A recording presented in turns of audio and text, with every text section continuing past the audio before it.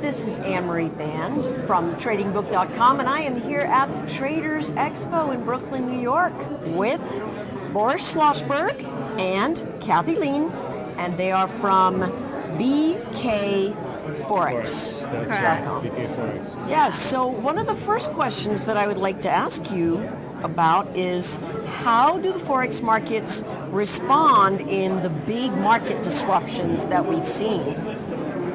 Well, we've seen quite a bit of volatility in Forex. Yeah. Prior to the meltdown that we had in the stock market, currency volatilities were at multi-year lows, and so we hadn't been seeing very big moves in FX at all. But when we did have the market kind of start to sell off in stocks, that volatility translated into volatility for currencies, which presented itself a lot of opportunity because ranges became trends and trends became trades, and that really kicked off a lot of interest as well as movement in our markets. Absolutely, that's great. And the surprising trade in the Forex market has been the strength of the Eurodollar, which I think took everybody by surprise. And we think there's a couple of reasons for that. We've had a very, very strong short positioning. The CFTC showed that speculators were very short. So they were unwinding they got unwound. And also the euro has been used very much as a funding currency for a lot of the speculative trades. So when they unwound it, the whole unwind of the trade has really created a much bigger spiral than anybody thought. It was savage. It was savage.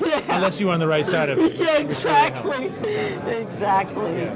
Right. So when you are looking at markets and you're thinking about getting involved and you see that massive volatility, what does BK Forex suggest to the folks that are working with you about how to engage? What do they do in terms of saying, how do I set up for my trades? Well, I think first and foremost, don't try to fight the trends. Don't try to go against what's happening in the markets, because when you have major market disruption, it's for a reason.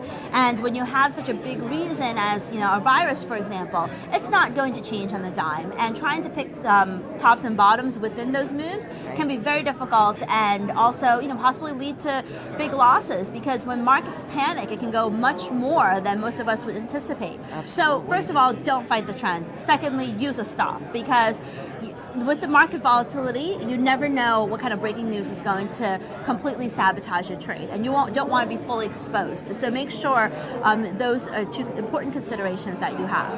That is great news. Would you like to add anything to that? I absolutely agree. Also try, as Kathy said, be on the right side of the move. Don't try to pick bottoms or tops. It's a futile proposition. Yeah. It's a psychological thing that we do, though, but it's very tempting. Yeah. It's really tempting. Everybody thinks that it's already moved enough. Dollar yen 105 is a great buy at this point, and it may not be. And the point is, even if it is, you're just really lucky rather than being good, and we're trying always to be good rather than be lucky. Absolutely.